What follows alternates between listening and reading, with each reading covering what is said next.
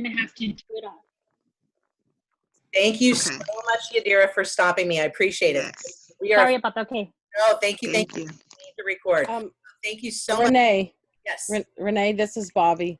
Bobby. Also, just real quickly, there's already somebody asking if you're going to be emailing the slides. So if you can just let them know, that way they won't be taking photographs of every single slide. Email the slides out. We'll also email the link to the actual workshop after the fact if anybody wants to rewatch things. So this is an opportunity to just relax and be present with us. There is no need to feel like if you're somebody who learns by taking screenshots, and you got to do what you got to do. And I was a professor for years and I want to support that. But at the same time, don't feel the urgency to do that. We are a collaborative group. We love to share. And if you want more information about positive discipline and behavior management with children, we're happy to provide whatever you need. So thank you everybody for being here today. I appreciate it. Would you mind, Yadira, actually our moderators, would you guys mind just monitoring the chat? And if I'm not on top of that, let me know so that way I can chime in, please. Absolutely. Thank you, thank you. So as I mentioned before I hit record, I'm going to say it again. Our objectives today, we have a few of them. We're going to talk a bit about behavioral norms of elementary school age children. We're also going to be talking about best strategies to help children manage themselves and things that we can be doing to work with children to help them. First off, I love starting with these two slides here, or within these two pictures, and I'm going to read these aloud, and I want you to really think deeply about this. Children never, ever choose the meltdown or any anxiety-related behavior in the same way that you would never, ever choose to have a meltdown in front of your family, your colleagues, or your friends. A meltdown is not a choice. It is a byproduct of a brain that isn't coping with something.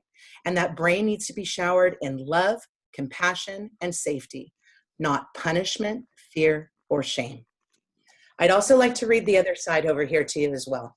Why do we put so much pressure on children? As adults, we have slow days, sad days, down days, happy days. As adults, we have days where we just want to nap and eat some cake. So why do we expect so much from little people? They're still growing, they're still learning, they're still developing, they're still human. I put these two things up here because I want you to think differently about children. A lot of times we want children to be robotic and to be able to do exactly what we say in the moment that we say it. Another thing we do too is we as the adults might have a moment where we are out of control or screaming or doing something that's showing that our emotions are out of control. And yet we expect that child or children in the room to be able to not react to how we're behaving and for them to be coming across as perfect. It's unfair. And we need to relook at how we treat children. And especially right now, I've got to be honest with you guys. With everything going on with COVID and distance learning, so many people are talking about the academic gaps. I've got to be honest. I'm not scared about the academic gaps. I'm scared about the social, emotional gaps that are happening. I'm scared for our children that are living in homes that are unsafe, where school was their only safe place, and they don't have that anymore. We are going to have a generation of children that, for some of them, COVID will be like a traumatic experience. We will have to have trauma care moving forward for kids that we normally wouldn't have been providing that for. So right now, as we're looking at the classroom and as we're looking at how we're going to help children, it's not just about what we're going to do to help them, but part of this is going to be a self-reflection of who you are as an educator, what beliefs you think are most important, what are your core beliefs when working with children and families, and how are we going to not survive distance learning and COVID, but how are we going to thrive in this environment? So before we get into that, I want to talk a little bit first about some developmental norms with elementary school age children. And the first norm I'm going to talk about is actually not even really, hopefully, elementary school age, but it totally will impact somebody's behavior in the classroom. So the first thing I'd like to talk about as a developmental norm is language development with children. And the reason why I say this is a lot of times we get frustrated because you might know that a child's understanding what you're saying, but somehow they're not able to talk to you about the situation, and people feel like there's a discrepancy there. But what we need to understand is there's a difference between receptive and expressive language with children. Children get their receptive, the receiving language from the moment they're born.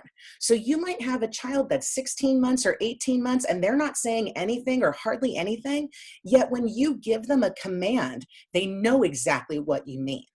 And so, and for instance, with that, I have twins that are 13 years old right now. And when my son was little, he was a very, very late talker. Like he didn't talk until after 2, which was really concerning considering I had a twin sister that was talking literally from the moment she came out of the womb, pretty much. And so for him, some of my friends who were fellow educators, we started getting concerned. We were noticing some gaps and we were wondering what was going on. So one day during a playgroup, I decided to do a little experiment. As I mentioned, my kid was saying like nothing. He was about 2 years old at the time. He maybe said hi, maybe.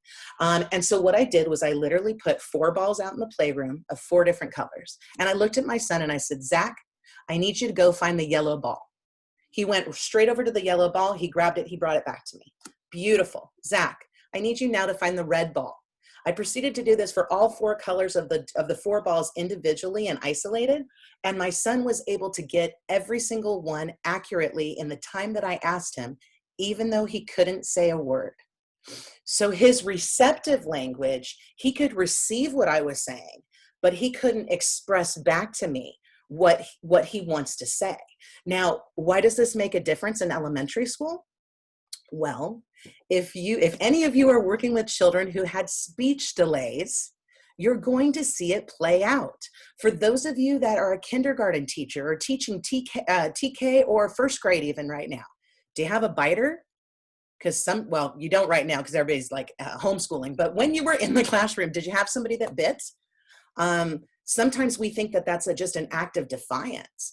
Usually, often when a child's biting, it's because they don't have the expressive language to say what they're going to say. So if they don't have the words, they're just going to bite you and you're going to know exactly what they mean. So developmental norms, one thing to note when it comes to language is if you have a child who's really struggling with their behavior management and their friendships and knowing what it's like to play with people and to share and things like that, first thing you need to do, find out about their speech history. Find out if they need any sort of extra resources. They may have a processing challenge or there might be something else going on, and that can absolutely impact how they behave. Another developmental norm that I really like to share is the impact of the peers on children.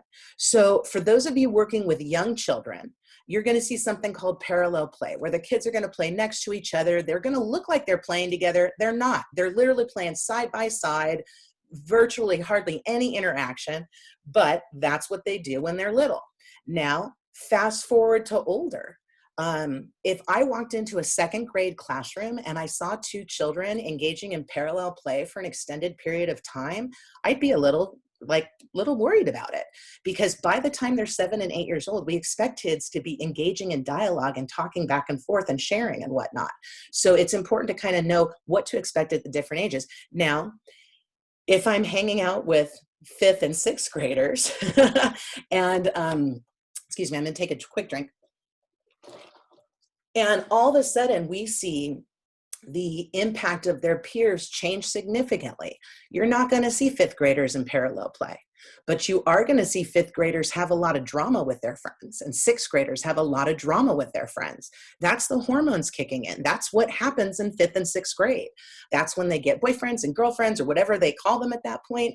And that's when friendships start having a very different meaning than they did when they were younger. But understanding how those norms can change depending on the age is essential. For those of you that are working with children right now, do you hate tattletaling? Probably so. If it drives you nuts when kids tattletale, don't ever teach 3rd grade, because that's all they do in 3rd grade.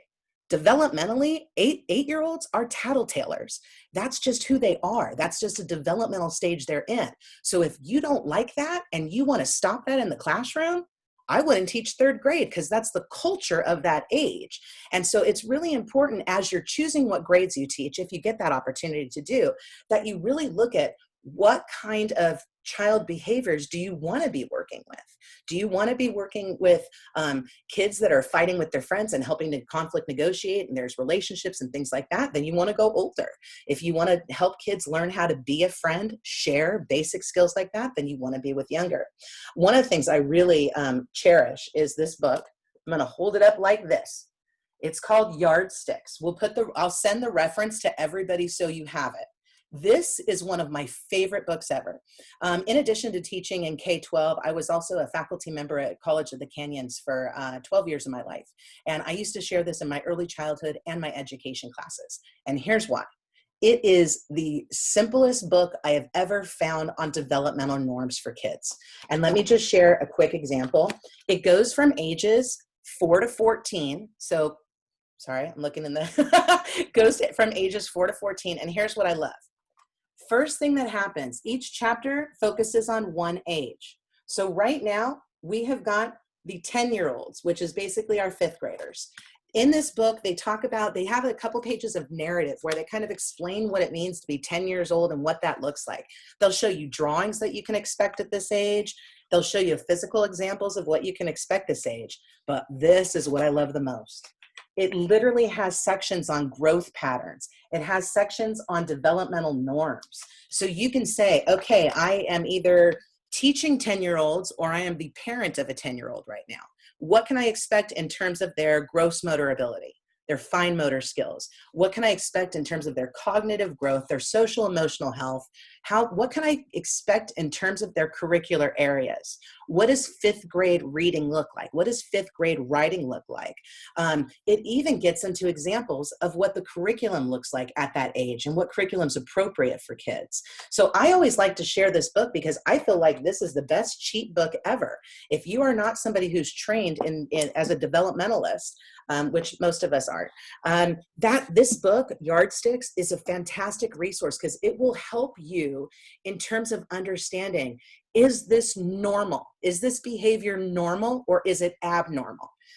Once you can identify that, then you're able to get resources needed for that child or children. Last thing I want to say about developmental norms. Mary, the book is totally great. Sorry, I just saw the chat book also. I need that book in my life. You guys, just get it used too. You can get it used for hardly anything. I think it was like $5 or $7 or something. One of the best books ever. One of the things that I really want to mention to everyone who's on here right now, when you are working with children and if you see something or hear something that feels off, or if your gut tells you something's not right, you have to trust your gut. You've got to talk with your colleagues. If you're working at a K-12, you got to talk with your administrator, principal, counselor. If something doesn't feel right, go outside to get more information. Believe your gut when it tells you things. And I know that might sound kind of cheesy. I'm a little bit of a hippie, so that's just who I am. Okay, now I want to get into a little bit. Oh, I love it. Sandra has already ordered the book. That is beautiful. Now I want to get into some specific strategies when you are working with children. Okay, first thing, I'm also going to read these because, I also had a question in the chat. Who is the book by? It is Chip Wood, and we will send you that link so you have it. The last name is Wood, W-O-O-D. I'm going to read these both also too because I really intentionally pick these visuals. I was helping out with 3 different workshops this week and I didn't do any visuals on those. So this one's really intentional for me. On the left here, replace a goal of obedience with one of connection and trust instead. Children are drawn to follow those whom they are emotionally connected. By parenting or teaching, not for obedience, but for relationship, kids are naturally inclined to follow your lead. I think modeling is one of the most important things that happens with children. And I've got to be honest, right now in COVID, it's number one. Kids will react to how the adult is reacting in the room.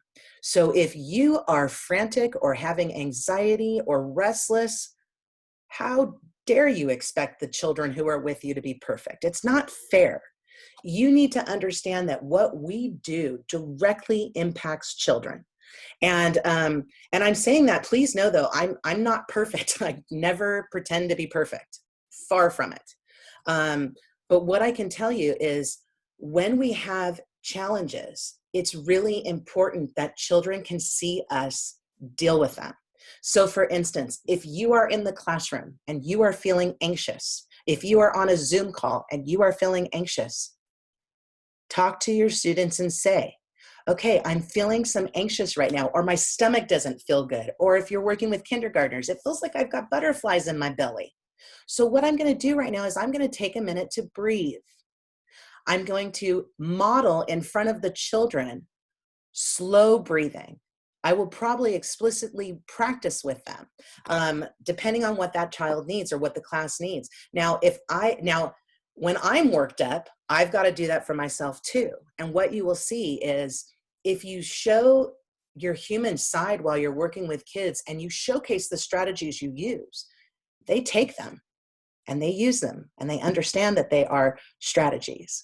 So for instance, if you start having some anxiety and you say, I'm feeling anxious right now, I'm going to slowly count from 10 to 0 until my heart rate goes down because my heart's beating too fast right now.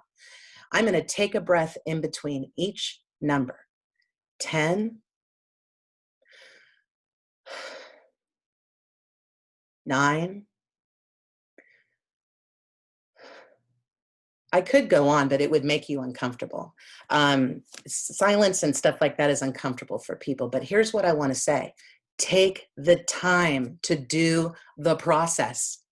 Because as we model for children how we deal with those emotions, especially those big emotions that overwhelm us, which there's a lot of them right now, then they're going to have like a package of tools, like a toolbox that they can then go into and use that strategy.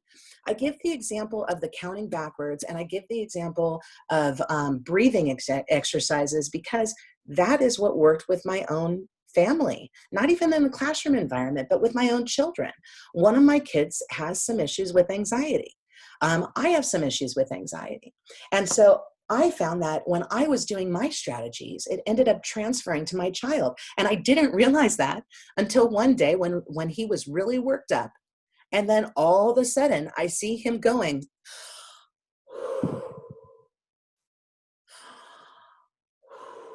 he was intentionally taking big breaths and calming himself down. Now, for those of you that want to do an explicit teach of those strategies versus just modeling it, that's a great thing too. One of the things I like to do is if somebody's in a big emotion, if you're able to touch them in a safe way, that can ground somebody. So a lot of times when I'm working with a child and they're having a hard time, I'm going to say, are you able to hold my hand right now for a minute? And if they say no, respect it. The last thing they need is for us to go, no, I need you to hold my hand. And then, we shouldn't do that. Okay, you can't hold my hand right now. What can you hold? Can you hold my wrist? Can you hold my pinky? All it's about is having some sort of physical touch with the person or the group that's having a hard time. You practice with them what the strategy is. Most likely, I love to just hold somebody's hands while I'm doing breathing strategies. If it's somebody who's in my family, I will have them touch my chest so they can feel my heart and they can feel it slowing down. I'll even change the prosody of my voice. I want to slow that down because I'm trying to bring the group back down with me. It's really, really important that we model those strategies. Another thing too that's really helpful is visualization and teaching groups of children how to visualize things. And one instance might be maybe you're working with 5th grade students and they're getting ready for math field day and you're sensing there's a lot going on or maybe they're starting to fight the groups of kids. What I would do is let's do a visualization of what it's going to be like when you go out on the field and when you're doing your problems. And you might want to guide them, okay, let's think about what it feels like when you win. Or you might want to stay away from that idea of whatever's the stress cause. There's always a cause, there's always a source for whatever children are experiencing. So always know that. But you really want to make sure you're meeting kids where they are. A lot of times management and discipline is about the teacher or the adult in the room, and that's literally the opposite of what children need. They need us to meet them exactly where they are. I also want to share too, on the right-hand side here, I'm not going to read that one, but I want to share that kids need boundaries from us. Not that they need like huge restrictions, but kids need parameters, they need boundaries, they need somebody to be the adult. They don't need to be acting as the adult themselves. Kids like structure, they know what to expect next. One of the reasons why distance learning has been so challenging is instead of knowing exactly what's happening next, everything's uncertain, and that uncertainty can cause a lot of stress. So it's really important as much as possible to let kids know what's happening. I know like with my own children right now, we're counting down till summer, and maybe summer's not going to look that different from a school day, but we're still on routine. We're still on schedule. The second summer comes, to me, that's no homework. That's a very big difference than the school year. And we want to celebrate that. I love to hear in the chat box, I just saw that Carla made a reference to Maslow's hierarchy of need. This is 100% Abraham Maslow. For those of you that are child developmentalists, this is all about you have to have certain needs met before you're able to become the best person you can possibly be. And if those fundamental needs are not met, there's no way you can actualize and to become kind of like the best version of yourself. So that's important. I don't know how somebody's drawing on the screen, but it's all good. As long as nothing, wait a second. There we go. Diversion. I would like to talk a little bit about diversion. Again, I apologize about thank you, whoever took that off. The miracle of Zoom. I want to talk to you a little bit about diversion, but I do want to read this here because I think this is imperative. And this is a picture of a little itty bitty kid, but this is so tangible to me. Children's emotions, they're just as real as ours. Just because a child might get sad over the color of their cup, it does not make those feelings any less real. Sometimes when we're working with kids, some of the things that they do make no sense to us, and we spend so much time trying to make sense of what they're going through that we kind of lose the opportunity to just be with them and be with the emotion at the time. So I want to talk a bit about diversion. Diversion is one of the very best strategies you can ever use with children. When I taught kinder, I used it all the time. So say for instance, you've got kids and maybe they're playing with, because this is the stuff I keep in my office. I don't know about you guys, but maybe they're playing with geometric shapes, right? Something like that. You could find those in many, many different grades of classrooms.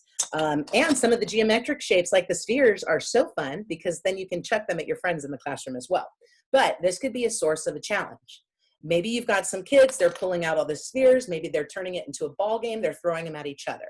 We'd be very quick to walk up to the group and say, what are you doing with that? Those are tools in our classroom. And we make it about the kids and punishing them. And there's nothing wrong with disciplining kids. But in this kind of a situation, honestly, a lot of times kids just want to play with tools before they have to use them as tools. So as educators, we see these as three-dimensional geometry shapes for math. If I'm like 5 and 6 years old, this looks like a little ball I'm going to play with. And so a lot of times, if you don't provide the time for kids to play with tools before they have to use them as tools, you're going to see discrepancies with how they behave with them. But you can either tell them very early that these are tools and this is how we're going to use them, or you can use diversion as well, or you can use both. Diversion would be, say for instance, that we have some kids and they're playing with these and they're fighting or they're somehow having an argument of some sort. As the educator in the room, I would walk over to the two children. And instead of penalizing the children, I would go, oh my gosh, it looks like these shapes need to go in a timeout right now because it looks like they're not a good thing to be playing with. You make it about the object, not the children. And so you say, oh, that's such a bummer that you guys have been fighting over these shapes, these three-dimensional shapes. It sounds like it's not a safe time for you to be playing with them, or not an effective time for you to be playing with them. So I'm going to take these shapes, I'm going to put them on a toy timeout or a tool timeout, and I'm going to put them right where the kids are, but they cannot reach them. It might seem super silly, but what happens is you divert the kids away from they're fighting over something, senseless. And you make it like it's not about them fighting, but it's them and these things here. Pull these away. What I like to do is I put them on a shelf high up where the kids see them 100%, but there's no way they can take them. The next thing I do is I leave them there for a little bit. And then the best thing I do is I walk up to the children, I don't know, 5-10 minutes after, once they're doing something else and they're distracted and they've moved away from arguing. And I say, oh, is it time to bring those shapes out of toy time out? The crazy thing, like literally 9 times out of 10, the kids will go, oh, no. They need to stay in toy time out longer, Mrs. Marshall. Here's what it comes down to. You divert them, you remove whatever is causing the issue. You make it seem like this is the problem, not the kids. And then the best part about it is you put it back in the control of the children. You tell me when this is ready to come back into our classroom. And so it's kind of strange. Here you could like really go into like, I'm going to take your, put your name on the sad chart or whatever, pull a red card or whatever. Or you could just be like, no biggie, it's about the toy or about the object. Let's move it away and see if the kids can regroup and continue learning. If you're spending a ton of time on management, it's time to backtrack and do some reflection on why that's happening and the role that we as educators play in that. Also, just so you guys know, everybody who's on right now, which right at this minute, we have 105 people. Thank you so much for being here on a Friday morning. But everybody who's on right now, I'm here to be a resource. I have taught children and families my whole life, or was a professor of teaching people how to teach children and families. And I'm 100% available to brainstorm with you, to talk on Zoom, to talk on the phone, to text, to email, whatever you need. So please know, Renee Marshall, I'm here for you. And I really believe that. Also, for those of you who are parents on the line right now and who are struggling, I'm here for you as well. So whatever you need, please know that. Okay, now I want to get into another idea here, or another strategy. Intrinsic motivation. Intrinsic motivation. Oh, I love it. I have an all cap. I'm a parent. Me too, baby. Important to be proud of that for sure. I love that. Oh, we've got a couple people here as a parent. Beautiful, beautiful. I love too that Maria just said that you love the strategy of the diversion. That's going to be perfect with your TKers, I can promise you. Okay, intrinsic motivation. Now I want to talk for a little bit about intrinsic motivation because as educators, we wish that kids were intrinsically motivated naturally.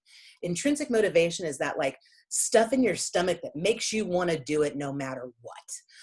And so one of the things that's really tricky is how do you grow intrinsic motivation within a person? And there's a lot of research on this, but I love this visual here because I think this is a really good one, okay? First of all, I have a little reference here to something called Love and Logic Philosophy. It's by Charles Frey and his group. They have a whole series of books on love and logic. Love and logic as a parent, love and logic as an early childhood educator, so many different resources. Love and logic with older kids, for those of you with teenagers or who are working with, junior high kids or high school kids. Love and logic, the very basic premise of that philosophy is natural consequences. So this visual here, I think is really, really important. It's got this little baby, what is she, maybe like 16, 18 months. And she sees something on the counter and she can't reach it. So she goes ahead, she finds a trike, she pulls it, or big wheel, pulls it in the kitchen, most likely from outside, maybe not though because the wheels are so clean, flips it over and crawls on top of it in order to get up there to see what she really wants to see or grab. If the goal is to grow children into strong, independent adults who make good life choices, then why aren't children permitted to start making decisions for themselves while they are young and the mistakes are less detrimental? This visual here, I look at this as somebody who is a believer in the love and logic philosophy. And I say, what is the worst case scenario that happens here? Okay. So natural consequence, the bike might fall and she might wipe out. I see those of you in early childhood, I'm sure you see that her chin is right up there on the counter and you're probably thinking she's going to hit her chin and we're going to have blood or something's going to happen in the mouth. Side note, if you are working with kids and they ever have anything happen in their mouth, The smallest of mouth cuts will produce a huge amount of blood. So anything with the mouth, always stay calm. Okay, sorry for a tangent there. But then here, I look at this and I say, okay, like that child's not gonna die if she falls.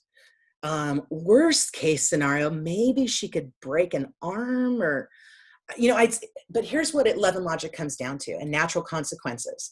Every time you're working with children and they're taking a chance, they're taking a risk, if it is a calculated risk and it is something that has a minimal degree of potential harm, allow them to take the risk. One of the things that we have done as a society that has hurt our children across the nation right now is we are not allowing children to fail. We are not allowing children to fall. We're not allowing children we're always like putting them in bubble wrap. And it's really bad because when kids fall or when they fail, when they pick themselves back up, that's when they get on that good track of having motivation and being somebody who's striving for things, and for them to understand, oh man, that sucks that I fell. That sucks that I didn't do a good job, but I'm going to pick myself up and continue. Intrinsic motivation is something that we need to try to instill with children as soon as possible, because intrinsic motivation develops by giving trust. When we trust children in circumstances where there's minimal risk, it really can be incredibly, incredibly beneficial. Okay, I want to talk for a bit also about extrinsic motivation. Now, extrinsic motivation, especially when we're working with kids, a lot of times people can be negative about extrinsic motivation. People, I don't know why, but people are very judgy about like so many things that we do with kids. Here's what I believe. If something's working for you in your classroom or in your home with children, be okay with it. Like, be okay. You know, if you're potty training somebody in your preschool and you're giving them stickers every time they go pee-pee or whatever, be okay with it. If you're in the classroom and I'm pointing to myself, literally, if you are in the classroom and you are somebody who loves treasure box or giving kids treats or be okay with who you are. Now, the trickiest thing about extrinsic motivation is it has to be non-expected or non-consistent.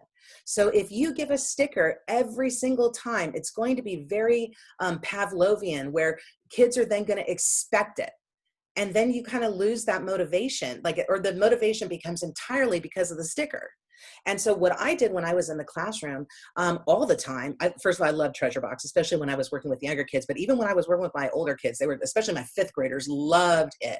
But what I would do was, my rule of thumb was with extrinsic motivation, I would give out tickets over the course of the week that kids were with me, and I'd give them out for everything. Oh, you're doing a great job collaborating? Great. Oh, something hard happened in home and you pulled yourself, you were able to make it through? Great. Here, I gave out so many tickets. It was crazy, but it was because I could do it unlimited. And then every Friday we would do our drawing for what was in the toy chest or in the treasure box. One of the things that I did, because I didn't want kids to only do the good behaviors to get the treats, is I would make it that you could go to the treasure box, but after your name gets called like once or twice, then you get the chance to give that opportunity to somebody else. So if you have that child who is so extrinsically motivated that they are doing every single thing that you want in order to get whatever kind of treats or whatnot that you're doing, try to find a way to tweak it so that way they get a moderate amount, because we don't want them to be so dependent on extrinsic motivation. But at the same time, then there's this opportunity to give it to somebody else, or to kind of like have another chance to do something else with it. It's really, really important that we know that sometimes extrinsic motivation is needed. There are some people who want to pull it away at 100%. I don't think that's possible. And I think it's fine. I really think it's fine. I know personally, when I get a little extrinsic motivation, it helps me. And so I think it's great when what it comes down to when we're looking at these strategies with kids, especially extrinsic motivation, it's all about balance. It's all about not doing it as your only strategy, but doing it as needed with kids. One of the ways I love to motivate too is through encouraging kids. This is a really simple handout. Another one that I love is called 100 Ways to Praise Children. And it's basically the verbiage that you use. And so, again, there's some people that don't agree with praising kids. I don't give false praise. I give accurate praise. I had a niece who desperately wanted to be good in gymnastics, but didn't have any training in it.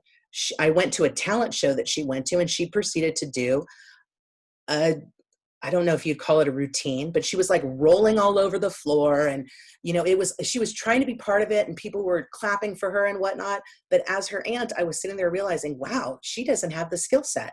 So what I did though is, instead of either raising her up falsely or putting her down for not having the skill set, I went to her and said, wow, it took so much guts for you to get out in front of that group and try gymnastics today.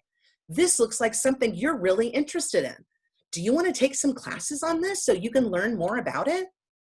And so there's ways that we can authentically encourage and praise kids where we're not saying, oh my gosh, you did the best job ever, when they did not do the best job ever. We don't need to do false stuff with kids. Kids need us to be honest is what they need, but in a kind way.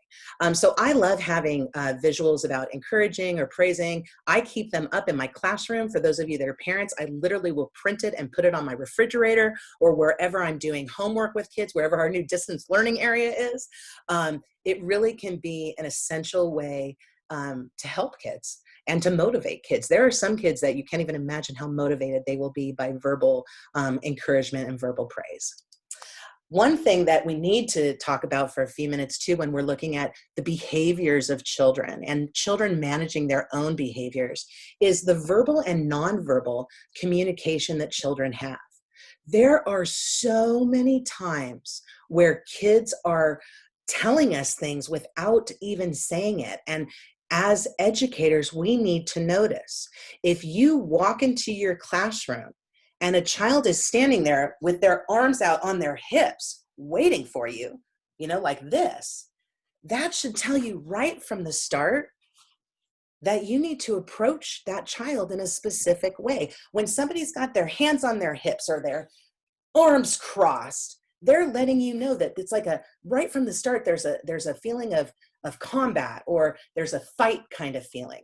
People do not thrive in fear. They survive when they're feeling fear. So you're going to see kids react physically. If you have a child that walks in and they're slumping over and their head's down and their shoulders are like this, that's not the time to discipline the child. That is the time to walk up and say, wow, how are you feeling right now? You physically look different. Tell me what's going on in your heart. Tell me what's going on in your mind. I want to know what I can do to help you feel better right now. If a child has their hands on their hips or their arms crossed, you can say, tell me what you're thinking about right now. By the way your arms are, I feel like maybe there's some anger or some frustration, and I want to help you work through that. I am the adult to help you work through that. Don't ever blur that line, especially if you're working with older children or you have older children. Don't ever think you're there to be their friends. We're not. They have friends that are developmentally their own age. They don't need us to be friends. They need us to be the adults to guide them and to help them. Let me see if there's let me look real quick on some notes. Oh, okay. If you walk into a room too, and both verbal and nonverbal here, if you walk into a room and you're sensing a child being bigger than what they need, maybe their voice is louder, or that could be that they're trying to get control. They could even be like making their physical body bigger. It could be an issue of control. And so actually, honestly, so much of what we do comes back to people wanting to feel in control. They want to feel competent. They want to feel appreciated. And so the more we can help people feel like that, the better. Another thing too that we need to watch, I know this is especially me, and especially during the time I was with younger children, I have to watch my own voice when I'm talking to kids. And I'm a big lady. And so I have to watch my size when I'm talking to people, because sometimes my voice and my appearance alone can be overwhelming. And so it's really important to watch not only the verbal and verbal and nonverbal from the children, but also do some self-reflection about your own verbal and nonverbal communication and how you present yourself. What story is it telling? Lastly, with this comment here, with verbal and nonverbal, it is essential that we teach children how to respectfully disagree with adults. Especially when a child has a really rational explanation for what they want to disagree with. So, and here's the thing too. That's a tricky one though, because kids do not naturally know how to disagree. And if they're not taught in their family how to do it respectfully, it can come across really negatively. But it's something that can literally be practiced within the classroom context.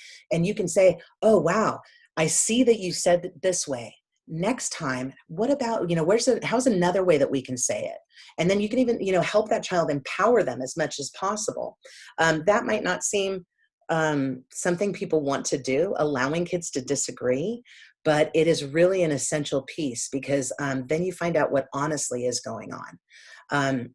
As a parent of two children that have recently been through the K-8 system, one of the things that is really sad to me is when there's something they disagree with and my children are fearful to talk to the teachers about it. It could be an injustice that happened in the classroom with a fellow student. It could be an injustice that happened with the teacher. And I've been watching my kids for years now, and it makes me sad when children live in a culture of fear. And a lot of times teachers establish that on the very first day walking in. And I've had people, even on a workshop earlier this week, somebody said, don't they need to fear you the first couple days? No. I have a very different philosophy. I believe that people you need to be loved before somebody can learn from you. It's really important, or at least trusted before somebody's going to learn from you. So if you want to get going 100% with academics your first day in the classroom, please call me. We actually were talking earlier this week about putting together some workshops during the summer on how to start up the classroom, maybe even a workshop on how to increase connectivity in the digital age and in distance learning. But there are ways that we can be most effective with kids. I have a couple to read here, and then we're going to get into a couple practical applications. So this one makes me kind of sad, but I think it's a really important one. I don't need you to try to talk me out of my feelings. I need you to meet me in my feelings. Meet me where I am. When a student throws this one's very powerful. You guys are going to want to keep this one. When a student throws something, hits a kid, or yells at a teacher, I start with, I bet it felt pretty bad to lose control. They always say it felt awful. And then I ask, can we work together on ways to prevent that from happening again? And 100% of the time, the answer from children is yes. Beneath every behavior, there's a feeling, and beneath each feeling, there's a need. And when we meet that need, rather than focus on the behavior, we start to deal with the cause, not the symptoms. This, to me, is one of the most essential pieces of managing your behaviors. We need to always go to the source of where those behaviors are coming from. And one of the things, too, that I think is absolutely essential is there's very specific things that we can be doing, practical applications, to help kids develop personal management skills. It's not like you don't just wake up and you know how to manage yourself. It really is developmentally learning over time how to take control of your emotions. One way that I do this when I'm working with children is chores and responsibilities in the classroom. Once we are back physically together, you know what, even distance learning, there has to be a way where we think of responsibilities in the classroom and allowing kids to have those responsibilities. Because what happens when kids are assigned a chore or they're assigned a responsibility, that gives them a sense of feeling good, feeling accomplished, having some control over the emotion that's related to that duty. And it could even be that they're angry that they have to do it, but it's still like they get that chance to have control over the emotion that they're feeling. Having chores and responsibilities are absolutely essential as early as possible. Those of you on the line that are teaching 3-year-olds and 4-year-olds, start then. You can absolutely start in a preschool classroom, and it should be embedded throughout K through 12 education. As kids get older, I don't know why, but they have so much less ownership of their classroom, maybe because junior high and high school, they're transitioning to multiple classrooms, but there still should be an ownership there and having some responsibility. Another thing too, we need to make sure that we are conscientiously having students practice patience. Right now, we have the most impatient culture of people in the US probably ever. I know that it's directly related to technology use. I'm confident with that, but it's really important that we step back and enjoy those times to wait. So maybe you're sitting in the NPR and an assembly is coming and you're still waiting for the people to show up. Then you literally call it what it is. Wow, you guys, this is an opportunity to practice our patience. We, for those of you teaching kindergarten or TK, you might do, hopefully in the future, you'll get again to do some field trips where you're walking around the community and meeting community workers. So when you go to the grocery store and you do the field trip there, buy something and have the kids stand and wait in line. Waiting in line is so helpful because you learn how to keep your mind busy with other things. And don't just, if there's an opportunity for children to practice their patience, please don't give them a device to fill the time. If a student comes to you and says they're bored, the last thing we need to say is, oh, here, go on this device. We have been using technology as babysitters, and that's not what the source of it should be in education. Technology should be adding to what we do. It shouldn't be distracting. And so it's really important to keep track of when standing in line and waiting, that's an opportunity. It's very easy for us to think that that's something that's going to be a problem for us. But if you just flip it and say, well, we're practicing our patience today. You know, one thing though, I have to tell you, I was so frustrated.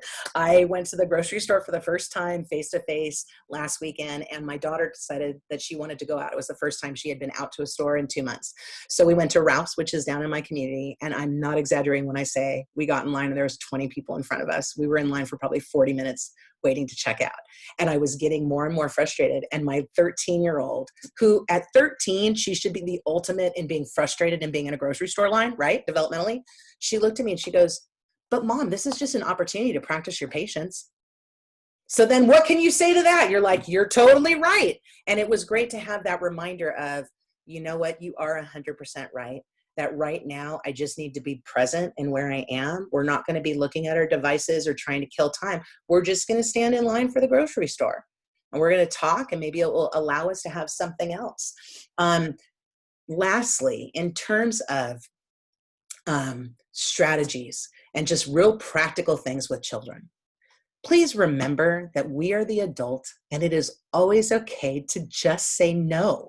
When we're working with kids, they are looking for the parameters from us. So if there's times where we need to say, nope, it's not happening, and that's the final word, then just let it be and be okay with that. It's really important to not blur those lines between who is the adult in the room and who is the student or who's the child in the room. Okay, last couple things, and then we're going to open it up for some, and then we're going to open it up for some discussion. I love these last two. If you are raising a little human with thoughts, needs, ideas, and a personality all their own, they aren't perfect any more than you are, and expecting perfection will only lead to conflict, not connection. When they make mistakes, choose understanding, not anger. When they make poor choices, choose guidance, not punishment. When they challenge your authority, and they will, choose peace, not warfare.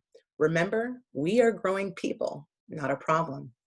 I love this one too. It says effective parenting, but I just take that off and I look at the bottom here. Teaching our children to control themselves is far more effective than trying to control children. Model, don't manipulate. Lead, don't intimidate. Support, do not shame. Encourage, don't threaten. Guide, don't punish. And let's listen and not lecture. When we are looking at children of all ages, they're looking for guidance. They're looking for understanding.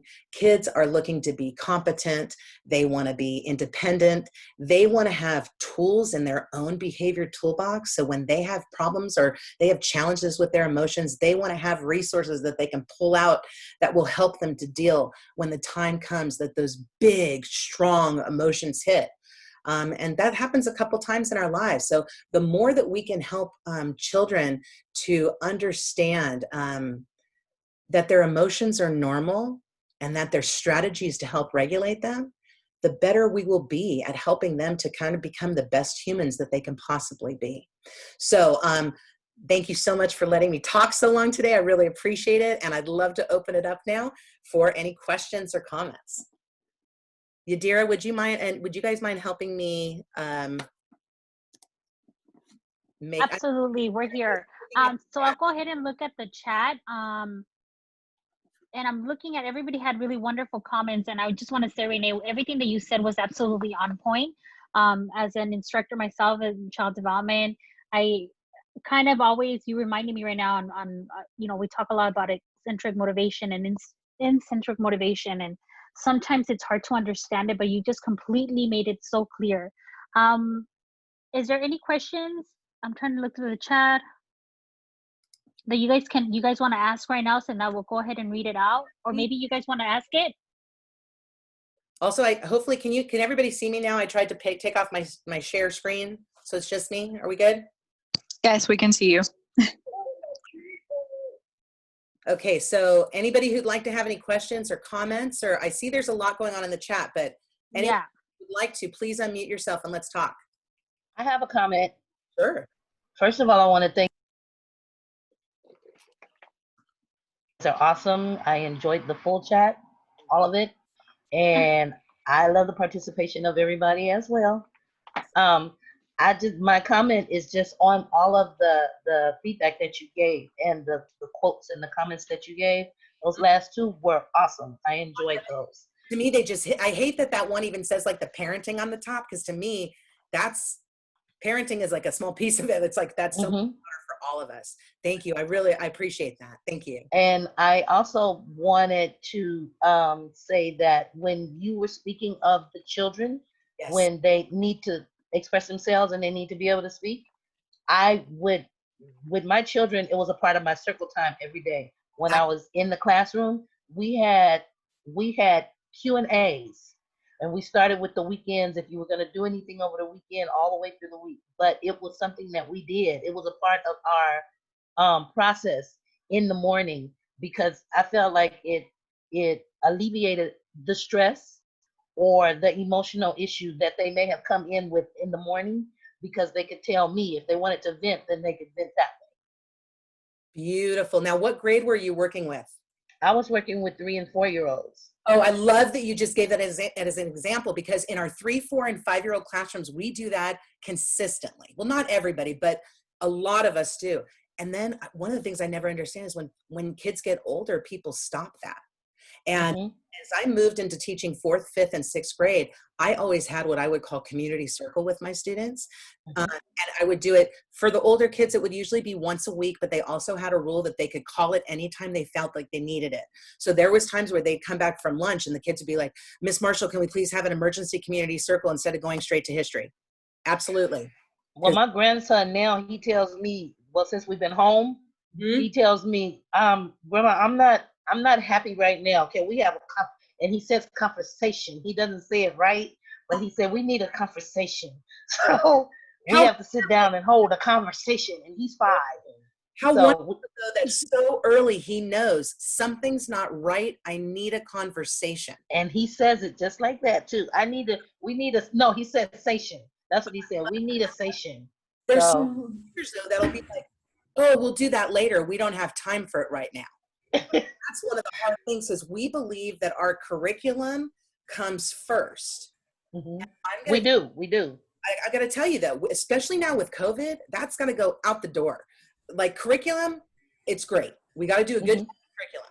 But if the kids aren't okay with us before we teach them, they will not get any of the teaching. You know what I mean? So we got to kind of deal with the heart before we can deal with the brain. You know? Well, the trust and communication is also a major part too. Because if you don't know your children, you have to get to know your children. When you were talking about the physical aspect of them, they come in and their faces pouty and their arms are crossed. You have to know the individual characteristics of your children, which is also a part of communication. Yeah. with the children in order to function. I am completing my practicum in my CD Excellent. 2022 class, and I have CD 34. And I had to do an observation just last week on the communication and of children and how you have to relate to them. And my instructor actually gave me kudos because she stated that I pointed out, made points that a lot of people didn't recognize, or I stated some things that she was looking for regarding the communication of children. That's physically, mentally, emotionally, in every aspect. So if you know your children individually in your classroom, because we are with them more, as much as or more than their parents. So in a lot of cases, we know them better than their parents. Yeah. One of my rules of thumb too, and a lot of people disagree with this, but I'm just going to be honest. I didn't just know my kids, I knew their families. So I would always make references. Like if I had a third grader come in and I knew that their sister had the big soccer tournament that weekend, I'd be like, oh, Diane, tell me how your sister's soccer tournament went. And people would be like, why do you know that much? To me, my job was not just about those 30 to 35 kids that were in my care, but it was those 30 to 35 families were in my care. And so I made sure that I knew all parents' names. I knew the parents by first name. Some people disagree with that and think you should call them Mrs. So-and-so, Mr. So-and-so. The moment I'd meet them, I'd just be like, oh, my name's Renee Marshall. Feel free to call me Renee. What can I call you? And the moment you say, feel free to call me Renee, or you're comfortable with that, you open the door. This is going to sound kind of funny, but for older kids, I used to always tell my students what my first name was, because for some reason, a lot of teachers like to hide that. I've never understood why. And what I would always tell my kids, when we're in the classroom and we're part of like the school rules, you gotta call me Mrs. Marshall, because that's the school policy. But if you're on the playground and you're talking about something I did in class that was crazy or fun or whatever, feel free to call me Renee. Feel free to call me Renee when you're talking to each other about me. My kids, oh my gosh, they loved that. They loved that I let them know my name and that they were allowed to use it, but it was in a specific context that they could use it. My kids were allowed to use our name, but they always put a Miss or a Mr. before it. So we did use first names, but it was Miss Sabrina, and that would be it. My last name was difficult to pronounce anyway, so we left that alone in general. But that's the way we've always worked it. I love it. Also, I'm looking on the chat right now too, and Lisa Weber has a very good idea about that one on the intrinsic motivation, where that child was climbing on the flipped over bike and it looked unsafe. She's recently had an arm break, so she's like, I want a sturdy stool for that child. So, and I love that. So much of it comes from our context and where we're coming from too. So if something isn't comfortable for you, don't do it. You've got to do what's comfortable for you as an educator. Kids have to see that you are comfortable and confident and competent at what we do. But I did notice how strategically it was turned over and how she... It was very, very intentional, wasn't it? I see some other questions here too. There's a couple people asked about professional development certificates. I'm sorry, we don't have those available for this workshop, but if you need any proof of anything, of being involved or whatnot, I'm always happy to write a letter or something like that if you need that for your file and whatnot. I'd be happy. Oh, I do. In the future, we can absolutely look at creating some certificates for these workshops if that would be helpful to everybody. Excellent. Okay, I'm looking through chat. Yadira, and have you guys seen, or Marini, have you seen any other chats that we need to cover too? Let's see. Yeah, I'm answering some of the simple ones, like wanting links to different things. So I'm responding to those. Someone asked, Carol asked, should we ever ask the child when escalated what they need? I feel like the child would say something out of the realm, like what they want. Maybe Carol can elaborate a bit. I think I'm getting what she's saying, but maybe she can chime in and say specifically what she means. Good morning, Carol's there. Are you on? Hi, good morning. Hi, yes, I'm on. Excellent. So I work with special need students, and sometimes when escalated, they can kind of become maybe like classroom destructive. And so I feel like if I were to say, what is it that you need right now? They would say like, well, I need like cake, or I need everyone to leave the room. And sometimes those things aren't possible. So I don't want to just, I don't want to come off like I can't control what is happening. Right? Like you want realistic for them too. Exactly. So I want to see how I can practice that. Do you have a space for the kids when they do lose it? Like, do you have a designated space in the room? Just outside. Okay, okay. This is going to be super cheesy, but I never taught special ed, but I mainstreamed at least 4 to 8 special ed kids my entire career. So I always had a portion of the day where I would have students with me that had special needs. I hope this doesn't sound cheesy, but I always had one table area that was like a fort that the kids could go under. So that way they had some space if they needed some think time. So what I would do in that situation is I would say, I want you to, I'm going to come back in 5 minutes or 2 minutes or whatever. Or maybe I would say something to the effect like, right now, why don't you go someplace you feel safe in the classroom or outside, whatever strategy. I'm going to come back in 2 minutes to ask you what you need. If you need me before that, come and get me. But if not, I'll be back in 2 minutes. So it has to be really tangible though. So I would give a little bit of a gap. First of all, I'd get them in a safe place, whether it's underneath. My kids always like to go underneath the table. So that way they feel like they're in a fort kind of feel. You feel like when you've got something above you and you're a child with special needs, you feel safer. That's really common. So if you ever have a kid that goes under the table, don't force them to come out from under the table immediately. That table is their security. And so allow them to have that security. But in that situation, I'd give them like a small amount of time. So that way they could hopefully do a little more processing of the emotions before they do their ask. Another thing you could do too is you can say, I'm going to ask you to try my best to do that. So that way, if they say, I need everybody to leave the classroom and I need a drink of water, then you're like, oh, I'll get you that water right now. Can't make everybody leave the classroom, but I'll grab the water for you. So again, if you give that, because you want to try and give control to kids as much as possible, but depending on what the need is for that child, with the child having special needs, if there's a cognitive versus what other possibility, it might vary. But I would give a little bit of a gap time, ask what they need, ask them to tell you 2 things, but letting them know that you are going to try your best to give them 1. Thank you so much. That was helpful. There is a question from Maria a little bit ago, and she asked, during this time of online learning, I have tried to keep things very relaxed because I'm aware of the potential damage from this pandemic. I have tried not to demand too much from my teenage children to keep things calm and as normal as possible. How can I encourage them to contribute with chores around the house and also to be more responsible with their online schoolwork? So I guess figuring out that balance between contributing at home, getting their work done, but not putting too much pressure on them. Mm-hmm. I know it's tricky. I'm living it too because I have twins, 13, going on 14 soon. I am totally living it. It's overwhelming to run the house when everybody's living here 24/7. There's more laundry, there's more dishes, we're eating inside, so much more. And your kids are older. I would say, you know what, we need to come up with a game plan, because with all of us here all the time now, there's more chores and more for us to do. Here's a list of the chores that we have to do as a family. Let's sit down and figure out who wants to do what. I have one of my kids who absolutely hates to load the dish, but he's totally into bringing out the trash cans every week. So if you can allow the kids to choose 1 or 2 chores, honestly, they should have 1 to 2 chores every single day. They should have 1 to 2 chores every single day, and they should be non-negotiable. But the one thing that is negotiable, if you're okay with it, is telling them when they could do it.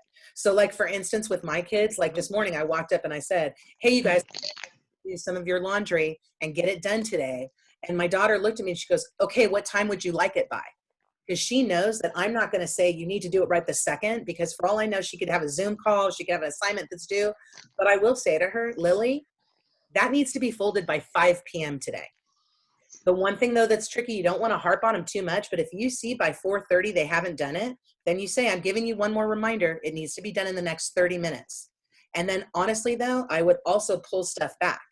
One of the things I say with my kids, if you want the opportunity to be on YouTube and the opportunity to be on your devices and texting with your friends and whatnot, you don't get that opportunity until you have done our family, what our responsibilities are. Once our responsibilities are done, then we can go to everything else.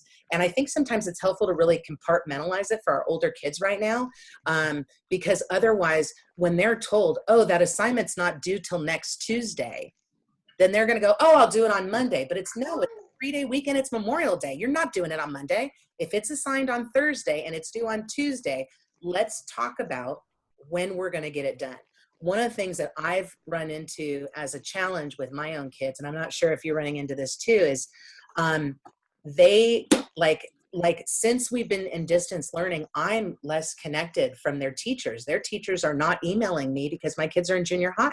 They directly go to the kids. And so what I found is I thought my kids were 100% on track. And then I went into their grades this week and I noticed 3 assignments. So, but I also knew that child was in the middle of other assignments this week. And so what I said is, hey, before you go on your video games this weekend, because my kids are allowed to do video games on the weekend, but not a ton during the week. But they're allowed to do some other things though. But I said, before you go on your video games this weekend, that we've got to have a strategy meeting because we need to figure out when this is going to get done.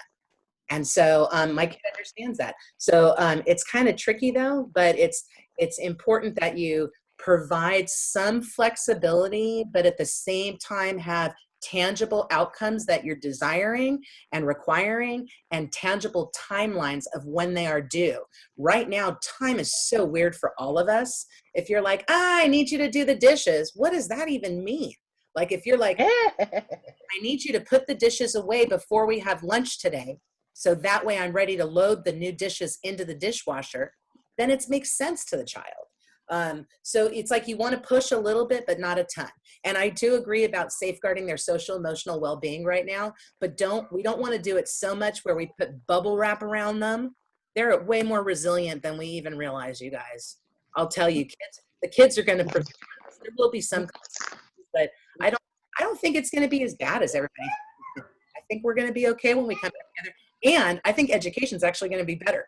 I think. Miss Renee. Yes. I like what you said with the boundaries and everything, because my saying is, and they get it too, even my 3 to 5 year olds, they get it. What I tell them all the time, especially my grandbaby right now, he's 5. He wants to get on the tablet. That's his focus when he wakes up. Absolutely. You have to do what you're supposed to do before you can do what you want to do. And that's my saying with my kids all the time. You can't do what you want to do until you do what you're supposed to do. Perfect. And we have to model it too. You know, like we have. Yes. I just said that this morning too. I said to my kids today, I said, hey, you guys, I know we were talking about you wanted me to help you with something in the middle of the day, but I just got word from my colleague that we need to like boogie on this grant today. So my plans have had to change. I'm really sorry. It was so unexpected. And my kids were like, no worries, Mom, we'll just do it later. So they then like the push and pull kind of, it works out for everybody's benefit if you can get that relationship going with either your own children or your students. One of the things too that I think is so great is for a while we were in this mode in education where we were really trying to like make it like the teacher and the student, and as if there was this huge divide.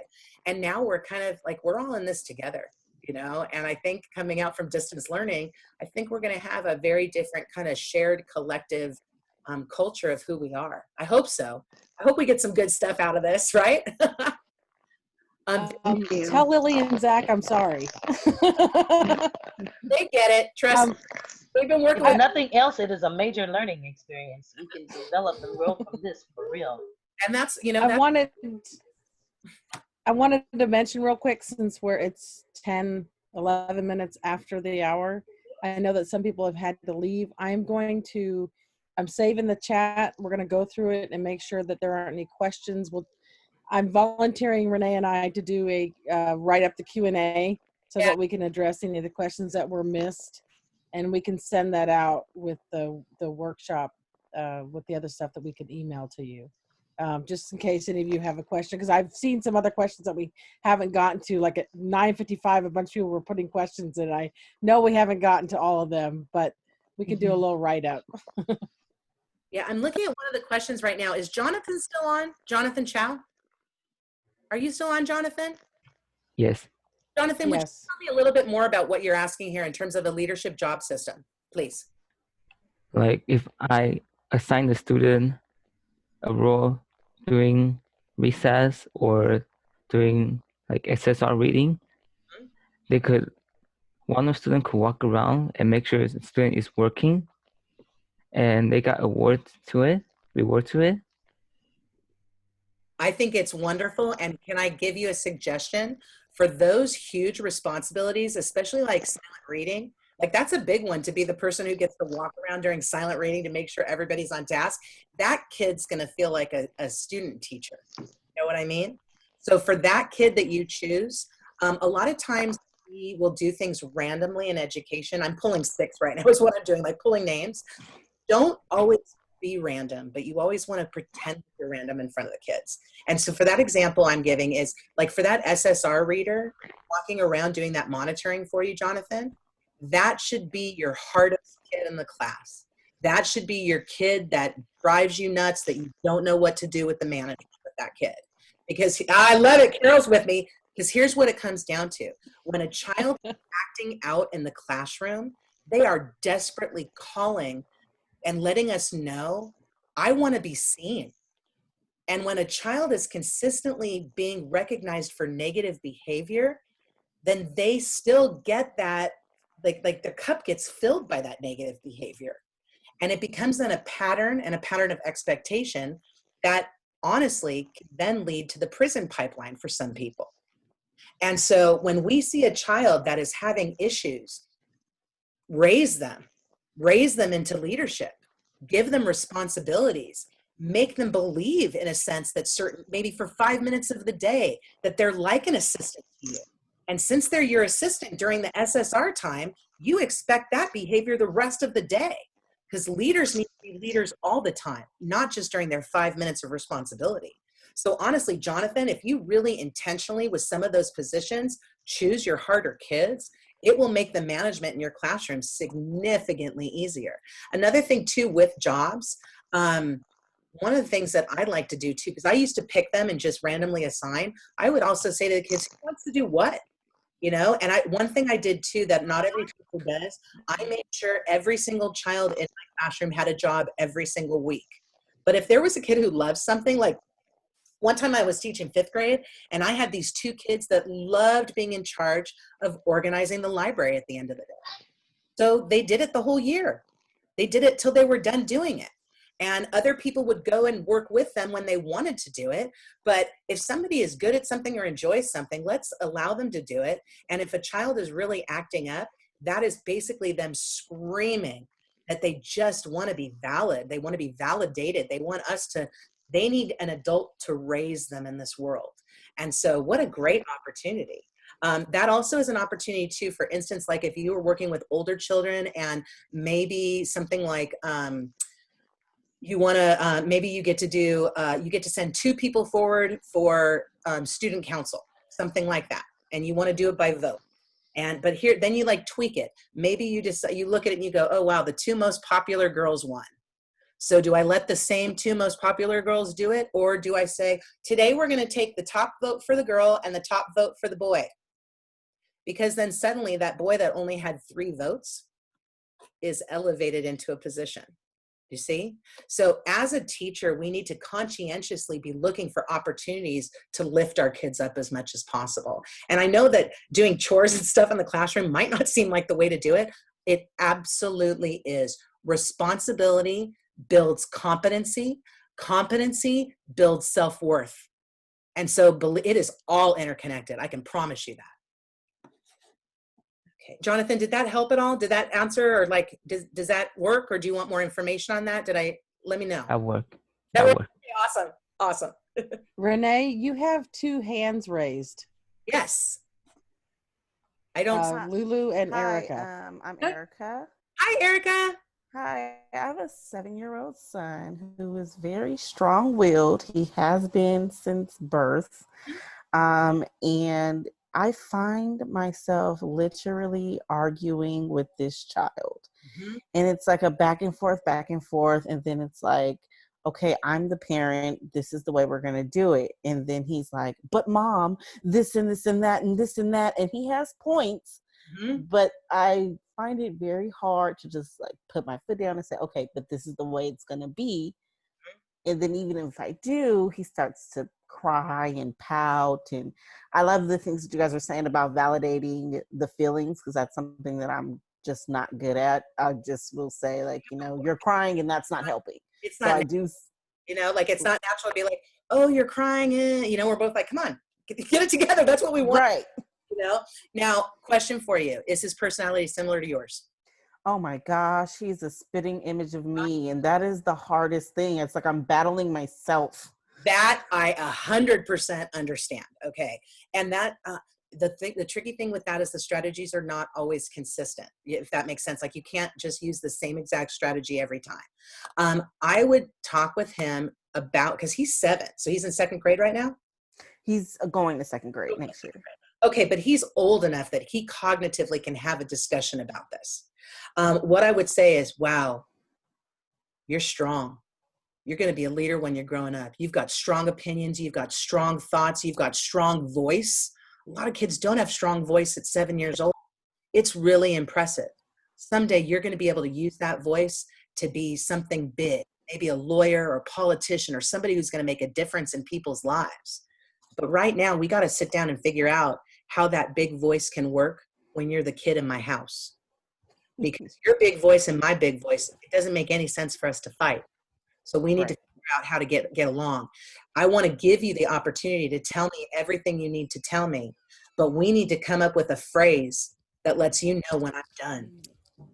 And so it could just be that you, and he might ask you to say something stupid, which will work in your benefit. If he says, Mom, when you're done, look at me, supercalifragilisticexpialidocious, or whatever, okay? Maybe something totally silly. But actually, silly would help to distract too. But talk with them and say, we need to figure out one thing that I can say to let you know I'm done. Now, once you come up with that, his reaction, you cannot control. But one of the things that's really important is when kids have these emotions, we need to give them space. They don't, like, one of the things I want to do is when one of my kids cries, the first thing I want to do is go and hug him. And he almost always is like, ugh. It's like he has to like, just get me off of him. My needs are not his needs. And that's a discrepancy there because it's a mismatch. And so what I do with my own child in this situation is I literally go, wow, it sounds like you're so upset right now. I'm going to let you, you're going to be in your room right now. I'll come back in a few minutes. If you need me, I'm sitting right outside on the couch. But if you don't need me, I won't be back for a few minutes. It's important to let people be in their feelings for a couple minutes because honestly, he probably will be irate and crying. And then in 2 to 3 minutes, he'll be distracted, being in his room. He'll grab a book or he'll fall asleep if he's tired. And that's okay. And then you just check in because you can't control or make him stop emotions, but you can check in, you can let him know you're there, and you can give him space. And there's only so much we can do, but those should make some difference for him. And I would also call it. I would especially at 7, I'd be really tangible. I'm going to walk outside. Does he have a clock in his room too? I'm going to walk outside for 5 minutes, and then I'm going to come back to check in on you. The one thing though is if you do tell specific time, you need to be back at the time that you say. I screw that up at nighttime when I'm putting my kids to bed. I'll be like, okay, I'll be back at like 9:45. And then all of a sudden I like completely fall asleep. But, parents are human. And I think that's important that we tell that with our kids too. Another thing too, if he's strong-willed, if you wake up in a bad mood, how wonderful to let him know first thing in that morning, man, I am not feeling good today. I'm going to need you to be on your best behavior because I'm not in the mood to fight. I'm not in the mood to argue. Today is a day I need you to agree. You can't do that all the time though. If you ask for agreeing days all the time, it'll bite you in the you know what. But if every once a week, once every 2 weeks, you say something like that, he will learn to understand that. And then the best thing is he might actually use that strategy too. That's one of the most fulfilling things as a parent is when the strategy, or even as a teacher, as the strategies we teach, when we see them in action, it's so empowering. Imagine your son waking up and saying, you know what, Mom, I'm not feeling good today. Can you go light on me today? I mean, that would start off your whole day totally different if you knew that waking up, it was already a rough day, Right. Yeah. And then one more thing, just about how you said letting the child disagree with you respectfully. How do you do that? Because we don't agree all the time. And sometimes I just say, I understand your point of view, but here's my point of view. And then he's still like, no, but and then it just never ends. Totally. You know what I do in that situation, especially since you're saying, I understand your point of view and he's still holding on to it. I would just be like, you know what? I've got to work on this other thing right now. It's almost like the distraction technique. I'm going to work on this other thing right now. But why don't you like draw a picture or write how you're feeling? Like get it out right now. And then we can go ahead and look at it in 5 minutes when I get back. And maybe you just go sit in the bathroom for 5 minutes. But you know what I mean? But just allowing him to, like, you can still get it out, but I'm done. It's okay for you to say, I'm done. You get it out, and then I'll just do a quick check-in. So you're still allowing for the voice, you know, if he's putting it, and maybe if depending on his personality, he might not want to draw or write a letter, but he might want to write a list of 10 reasons why he's right, or 5 reasons why you're wrong. Power to him. Have him do it, because here's the thing that ends up happening with that too. Sometimes kids reflect and tell us something that we never even considered. You know, and so it can be overwhelming when we're inundated with the voice from a child over and over and over and over and over. But if you get the voice and then you distract and say, okay, now write it or draw it, and then you come back to it a couple minutes later, you both will be in a better place to process it. Okay, thank you. That helps a lot. Excellent. Hi, I had a question. Of course. Hi, thank you so much for your workshop. Oh, I really enjoyed it. You sound so much like my my kindergartner's teacher. Oh, really? I love her. You sound just like her. When there was no image, I texted her and I said, "Oh my God, the workshop lady sounds just like you." And she's like, "I'm sorry." I'm like, "No, it's great. It makes it so much more comforting." But I just finished my credential program at Cal State Dominguez. Lulu, are you the person who wrote a book too? Yeah, yeah. That's awesome. Yeah, I self-published my first children's book. Would you send us the link so we can include it within our meeting notes? Because I know as colleagues, people might want to check it out. Yeah. It's in the chat too. Put it in the chat. I'm a big believer. I mean, I myself grew up with a lot of trauma. So as a student, it was very hard to be in school. It was very hard to connect with anybody around me, no teachers, some students. So I'm so big on that. Do you think that we teach that the schools, like for instance, the programs for teaching teach that enough? No. Like prepare us as teachers? I don't even mean to laugh, Lulu. We are so far behind on our trauma-informed teaching and our trauma-informed care right now. Yeah. People are really only getting it if they're seeking it. And that's a problem. It's not embedded within our system as much as it's needed. Now, one thing I can tell you, Bobby Yadira and I, and some of us are on the line, are in charge. Well, we do a lot with teacher preparation in the state of California. And so we are looking at bringing some trauma-informed workshops this summer, and very similar to this format, where it will be free, it'll be open, it'll be on Zoom. People can access it if they want to. We're going to tape them. But we really see the need, especially right now with COVID, to increase the trauma-informed just care of children, and just kind of the having just a better sense of what it means to understand trauma. And, especially with COVID, because for some people, this is going to manifest as a very traumatic event in their life. For others, they'll be totally resilient. It'll be nothing. And so it's going to be kind of tricky to figure out how we move forward. So preventatively, we're going to bulk up on some extra training this summer that's really going to be looking at the social and emotional well-being of children. There's data coming out right now that's saying people are worried about the academic gaps, and the mental anxiety is going to be so high that needs to be the top priority. So trauma care, trauma-informed, not enough in our programs at all. It's kind of like child development. Did you take one class, if that?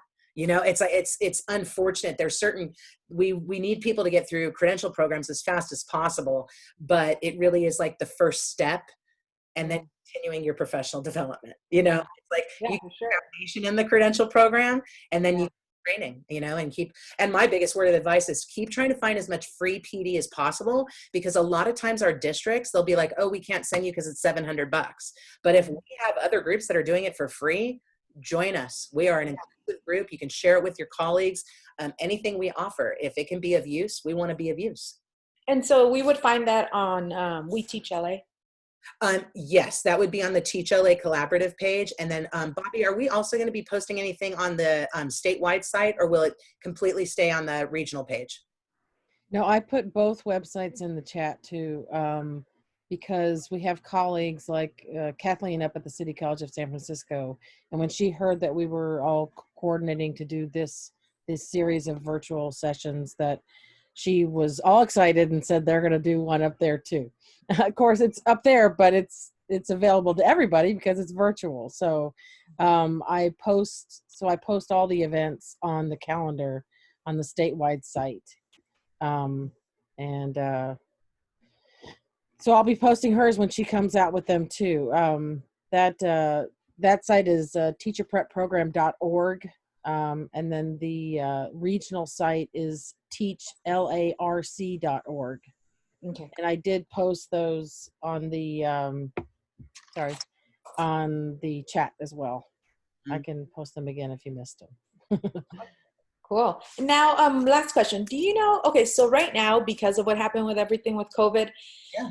the idea of getting a job as a teacher, first-time teacher. Oh my God. Okay, so we actually had two different thoughts, or we had an initial thought on this. Okay, the teacher prep team across the state was really anticipating that we were going to see more positions in K-12 for fall 2020, because we anticipated that people who are planning to retire in the next few years will retire early because of what's happening with distance learning. We also are anticipating that retention in the field is going to be less right now with our newer teachers because of what's happening. Therefore, we were anticipating more openings in our K through 12 systems. Now, what has happened after last week?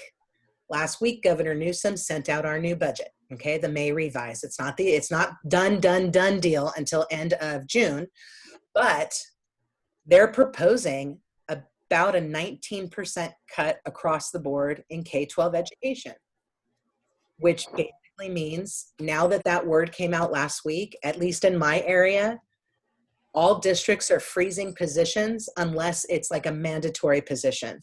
So like, for instance, if you're in special ed, you're going to get hired right away right now. If you're a bilingual teacher, you will still get hired right away right now. If you are like a traditional multiple subject teacher, you need to be strategically looking for positions right this minute. You don't want to be waiting until summer. One thing I do want to call your attention to, Lulu, is there's a group called Center for Teaching Careers, and they are based out of Tulare, or Tulare, and they hold virtual job fairs. And I believe they've got one coming up. So it's the Center for Teaching Careers. And they literally, it would be one of the best things to get hooked up with right now, because they are masters of doing online job fairs. I went to one of theirs. I was so incredibly impressed. And the fact that they rolled it out early this year before COVID, I can't even wait to see what they bring now. I think they will be one of your best bets to go to. Where did you said Dominguez Hills? Yeah, Dominguez Hills. We should also connect you with some of us who are in the LA region, because if we know of positions, then we can directly say, hey, Lulu, are you on top of this one? Are you looking at this district? So before you log off today, get my email so we can communicate offline, okay? Because we can have a couple of us looking for you. If you tell us what you want and what you trained for, we can try to find a match. I do that in my community all the time. I live up by Magic Mountain in California. Oh. And so it really comes in handy, because like I have somebody who is finishing their special ed mild mod credential this summer. I had him hired like 3 months ago before he even had the credential, because I went to people and I said, hey, who needs mild mod? I've got this stellar person, and you just put the word out. Hey, who's for a really good so-and-so, or this person's bilingual, what are you looking for? And the moment, if you're somebody who's got context and you've been in the district, or you're respected by the district, and then you come in going, oh, I'm bringing this person, or I want you to see this person, sometimes that can make your application go from in the middle or the bottom of the stack to right to the top. It's not like a guaranteed job, but it's usually a guaranteed review and often an interview. And so let's help connect. Okay. Yes. And anybody else who's on the line who's looking to get hired, either in early childhood or K through 12, please connect with me, because we can help. Plus also, Lulu, when it comes time for your like application and resume and stuff like that, I totally help people with that as well. Okay. If you need anybody to review or you need any tips for cover letters, Yeah. stuff like that, I'm always, Okay. yeah. Perfect. Thank you so much. Thank you. It's good to have people, you know? And we're like a community of really nice people. The LA Regional Teach Group is some of the best people in the state of California. My sister's a principal, elementary in LA, and beautiful. It's great. It's great to have her, but it's also like a double, you know, because she totally she has to be careful with, like, you know, totally being her sister and everything. Yeah, at least to, you know, get an interview. And yeah. You know what? There's nothing wrong with using connections to get your foot in the door. It's not like it's going to give you the job. You've got to get your foot in the door, and then you show who you are to get the position. Exactly. Yeah. Yeah. Thank you. Don't feel guilty by making connection. This world is all about networking, you guys. Like, if you can network, it makes things so much easier. You have another raised hand. Oh, yes. I don't see it. I'm not seeing everybody right now. That's why I apologize. So whoever's raising Cynthia Diaz. Oh, excellent. Hi. Well, first of all, thank you guys for having me. This is a great workshop. Oh, look at so you in the background. You're like live teaching, girl. Love it. Yes, I love it. I think this is my life calling. So I wanted to go a little bit back to what Jonathan was, or what you were telling Jonathan, you know, about, you know, when there's behaviors, you want to make the child with the most behaviors, you know, you're a helper. But that's what I do. I teach 3 and 4 year olds, pre-K. But what do we do when I do that? I do that a lot. You know, I have them help me just to distract them from the behavior.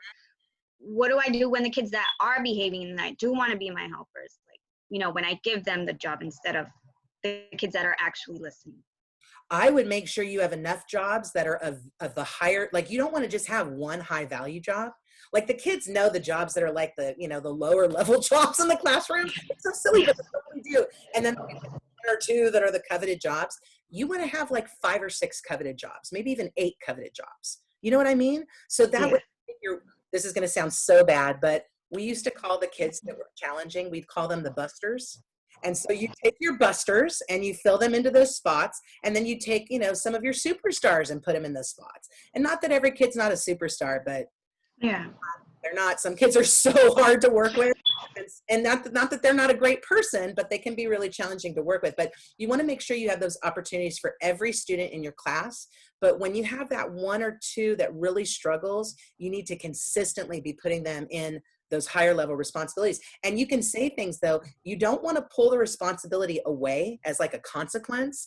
But if you choose if you redo jobs every week or every month, you could say, you know, Sam, I need you as a leader in this room, and you're really struggling right now. If you want to continue being in charge of silent reading and monitor, or not, wouldn't be silent reading for you. If you want to, you know, if you want to be in charge of getting the share box down at circle time every day and giving it to the person who's sharing, you've got to be an example for the rest of the kids, because the people who get to do that are positive examples. And a 3 or 4 year old will understand that. And so you could say, you did a really good job yesterday. You're struggling today. I need you to turn into the leader again. And sometimes especially 3 and 4, you could be super tangible with them. Like when my 3 and 4 year olds were not listening, I would just walk up and go, okay, I'm turning your ears on, click, click. Can you hear me now? And they'd go, okay, yeah, Mrs. Smith. Okay, and you tell everybody turn your ears on, click, click. Okay, are we ready to go? But for little kids, touching their ears is going to remind them that they need to listen. And yeah, okay. The same kind of thing with that student that's challenging, you know, and maybe it's, okay, I'm going to touch my wrist. Every time I tap my wrist, that's reminding you that you're not on track. Or, you know, you could do something with you. You could also do something physically with them to remind them. But you would want it to be something private. Because if the kid is already having a challenging time with behaviors, we don't want them to get attention for the negative behaviors, because that attention is what they're craving.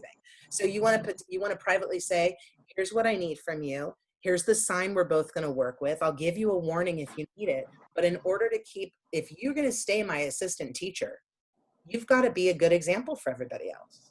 And they'll get it. They really will. So much of it is really sitting down and talking face to face with kids. A lot of times as teachers, we talk whole class, And so many kids shut down due to embarrassment or fear, or even just being acknowledged in a big group.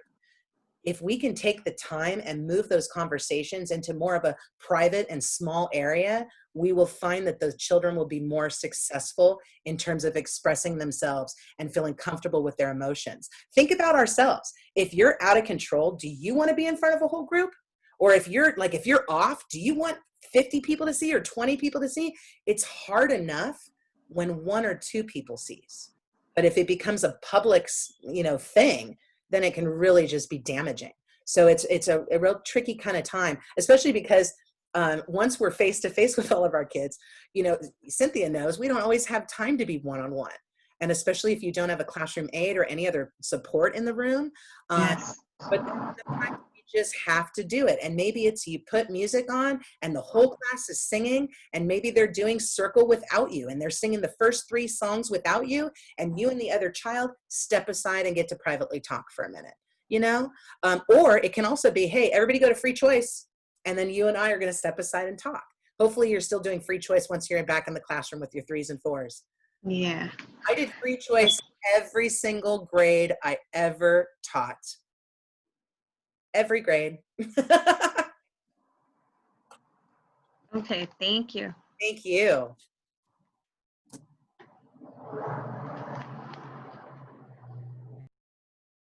I'm looking to see, I see there's some other, is there any other questions or hands from people who are on right now? Because I know there's some on the chat, but I don't know. I know we're at 45 people. It's still a good amount of people, but I want to make sure that I'm attentive to my customers who are right on hand, which means the 45 of you that are here. Anybody who's on that has a question?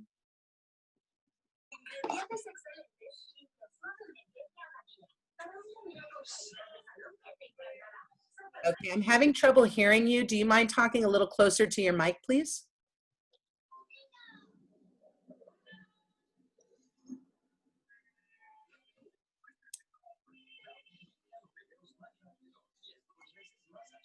It could be that they didn't have a question too. I could be wrong, but okay, let's see.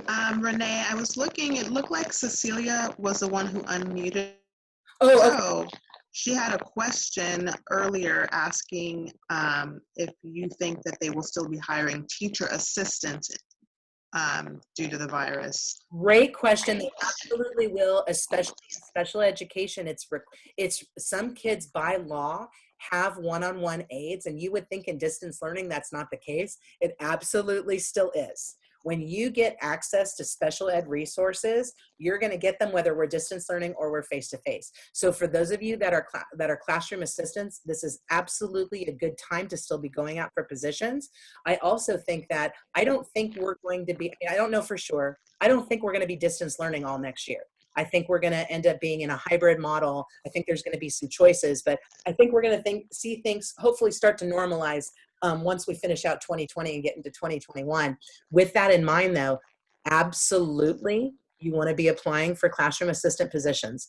Another thing I want to point out to everybody on the line right now, if you're not on local, like social media parenting boards, get on them, because parents are freaked out right now and they are desperately looking for tutors and assistants to work with their kids. And one of the things I can tell you for any of you who've ever considered being a tutor, even when you're tutoring young ages, when you're an educator, you get paid decently to do it. So right now, while there's this discrepancy with people being, homeschooled and parents feeling like there's academic gaps, there's also an opportunity to be helping to fill some of those gaps and making some money in between.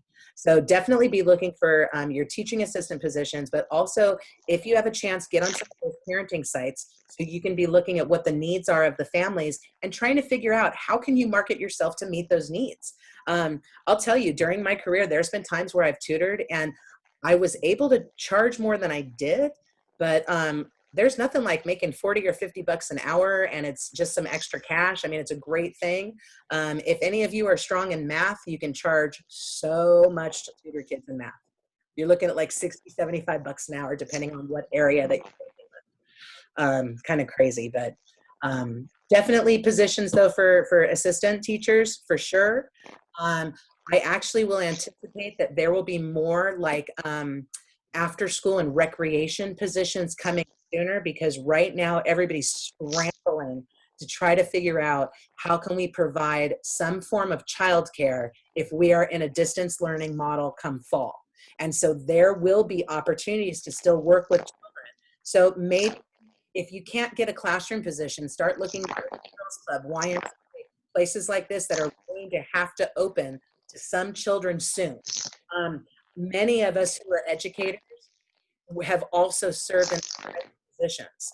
So please know that those are very valuable positions to have, and they are absolutely stepping stones to getting in the classroom. I spent my life, I was 3 years as camp counselor before I ever became a teacher, and I loved it. Loved it, I loved it. I worked with kindergartners and second graders for 3 summers, and I learned so much from that job that were things I was not trained in my traditional teacher preparation. So yes, there will be some jobs. It's going to look a little different, but we're here to help. Quick question, now that you mentioned the counseling thing. Yeah. If let's say I have like a plan B, right? If I don't get a job, then what's my plan B? And then if my kids are here because of the remote learning, then I'm not going to go work somewhere, right? Because who's going to watch them? So can I, being that I got my BA in education and I got my credential in multiple subject, can I get a master's in counseling? Like or is that something that you can't add with that? That's a whole nother ball of wax that has a massive amount of hours. Your clinical hours are huge for counseling. Shoot, I don't remember exact. I want to say it's 1,000 unpaid hours. It's massive. So, but if you end up going back and getting additional schooling and going into counseling, oh my gosh, you'll have so many opportunities in multiple education systems, Lulu. Honestly, because you can get a degree in counseling and get a master's degree in counseling and then end up going into the college level with that, with your bachelor's that you have and your credential you have. You can end up being a counselor. You can end up being a career counselor. I mean, there's so many opportunities. So yeah, definitely a lot of good things. Yeah. Okay. Thank you. Absolutely. I see is Jalshreen. I'm not sure if I'm saying her name right. Jalshree. Okay. How about Eileen Dominguez? Are you on? Okay. I was just looking at the chat questions here. I'll make sure I find those people's emails and follow up with them. Is there any other questions from anybody who's on the line right now? Also, I have to tell you, thank you so much for staying on. I should have from the start planned this to be at least 1.5 hours to 2 hours because there's so much discussion we need to have that it's not just about content for this workshop. So thank you everybody for holding on with me, especially on a Friday. I appreciate it. But any other questions or comments or? It looks like Eileen entered in the chat that yes, she is on. So I don't know if you wanted to address her question. Okay, yeah. What is the next step when a student refuses to do their work and responds with, no, you can't make me? I also know that students should not be disciplined in front of other students. Where do you stand with this? I don't have a problem disciplining students in front of other students as long as I'm not humiliating them. There's a difference between helping a child manage their emotions and humiliating a child. And a lot of times people think humiliation is a good strategy. It never is effective. Nobody likes to be humiliated. So when a student says something to me like, no, you can't make me, I probably would go, you're absolutely right. But we're required for you to do this in school. Do you need to do something for a few minutes now and then come back to it? Or would you like to go ahead and get going with it? You have a choice right now. You can take a break for 5 minutes and do X, or I need you to do this. So it's basically saying like, hey, that really stinks. I know you don't want to do it. You validate what they say.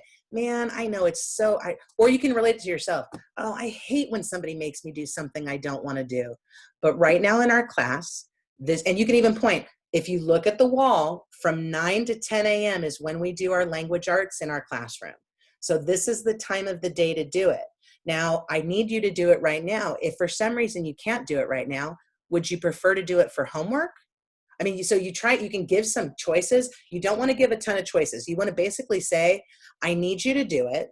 if you can relate it to a schedule or something tangible for the kids, that's going to help significantly. And then you say, you have a choice. You can either do it now or you can do it X, but it has to be incredibly tangible. And another thing too, don't give too many choices.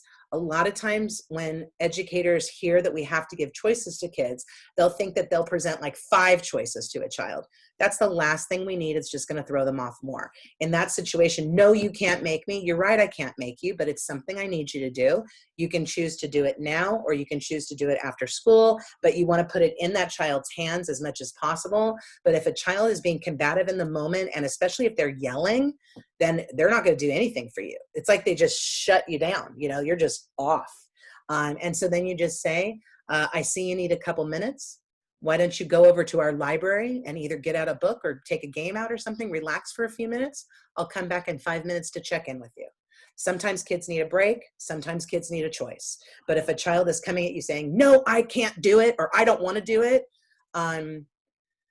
you don't want to fight too much because they're looking for a fight. If a child's doing that, most likely they're getting attention by fighting with somebody else. So now they're looking for you to provide that attention or that reaction to the fight. So you've got to kind of stay neutral in the situation as much as possible. Another thing too, though, if you have a kid and they're like, they're coming at you, there is nothing wrong with calling the person at the room next to you, or calling your administrator, or just calling somebody for help. There's been many times in my career that first of all, there's been many times I've called for help. Second of all, I've always made sure I was friends with my colleague, whoever was closest to me. Because then if there's a situation with the child and the person's in the room next to you, you can say, hey, Christine, can you please help me with my class for 3 minutes? I just need to step outside. I say Christine because she was one of my buddies and we taught together for years. And literally, Christine's, if I'm calling and saying that, because that only happens maybe 3-4 times a school year, it doesn't happen a lot. If I call and say that, Christine's like, they drop what they do and they come immediately. And sometimes as the educator or even the parent, it's so healthy to step away for a minute from a situation with the kid. And you could say, no, you can't make me. You could say, oh, you know what? I need to go do something. I'll be back in 5 minutes. And then you can make the break about you. And if the kid can't handle to take a break, you can make it about you. You call your buddy. You leave both classrooms doors open. The person stands there watching both rooms simultaneously. And you step outside and you walk down the hall and you breathe. And you just breathe for a minute. And then you come back and you're ready to be with the kids again and you're ready to be present. But it's okay to take different strategies for kids and for ourselves when we're having a hard time in the classroom and somebody's being combative. Yeah, and speaking of what you were saying about the choices, Mm-hmm. it works a lot also in preschool. Absolutely. And yeah, give them either or, and usually they'll just pick one and they just suck it up with that one. We totally do, but sometimes just that element of feeling like they're in control, like they know because they're not in control of the situation. You reel it back and say, actually, you've got A or B, and then they're like, whoa, I have some control. So much, all of the management with kids is about them wanting control, them wanting power, wanting to feel competent. That's so much of it is that. And always making the choices like the right way, not make them like, okay, if you don't want to work, don't work. If you want to work, just work. No, both choices have to lead to your purpose. Absolutely. And kids don't always understand that. So sometimes you have to kind of guide them there. And that's okay to do. It's like the typical example when it's raining. Okay, you have to wear your raincoat. I don't want a raincoat. Okay, you just give 2, the pink one or the purple one. So choose one. It's still going to wear the raincoat. Or you go to my friend's charter school they finally got they want to do rain play and they finally got so sick of the kids fighting about it that all the kids keep an extra pair of clothes in the classroom at all times. So if they go splash in puddles, then they let them do it and then they just go change. Yeah. Isn't that beautiful? Loving it. For them, their environment, they realized that the kids wanted to naturally do that. So instead of fighting it, they just thought, how else can we deal with it? And why wouldn't kids want to jump in rain and puddles and get wet? you know? Way more fun than sitting in a classroom, just sitting in a chair 24/7. Plus they're learning. Well, they're learning so much, you know, go outside and they're learning about shadows and so many concepts. It's such an opportunity. So, but giving those choices is a great thing to do. People appreciate that at all ages, not even just kids. Yeah, I appreciate when I have choices. Me too. Oh my gosh, I'm relieved when I have choices. Excellent. Well, I see we're almost coming up on 11 o'clock. Thank you so much, everybody, for staying on. Are there any last questions before we log off for today? We'll shoot everybody an email that'll have the link to the video if you want to rewatch it. Our contact info will be there too. Please feel free to email me or text me anytime. On the chat, my contact info was in there. I hope everybody got it. Well, you also got me emailing you from Eventbrite too, but thank you so much, everybody, for being here today. I hope this was an effective workshop. I hope you're leaving feeling as if you have some other strategies and maybe a deeper understanding of where kids are coming from. But thank you so much. I can't believe we're almost at 2 hours on a 1 hour workshop and we have 36 people still here. That's hardcore and I appreciate it. And it just shows your dedication to children and families and yourself and to learning. So thank you so much, everybody, for being here today. We greatly appreciate it. And I hope everybody has a wonderful Memorial Day weekend and everyone stay safe too. Great to see you today. Thank you. Thank you, Renee. You're a rock star. Thank you. Everybody. Bye, everybody. Bye, guys.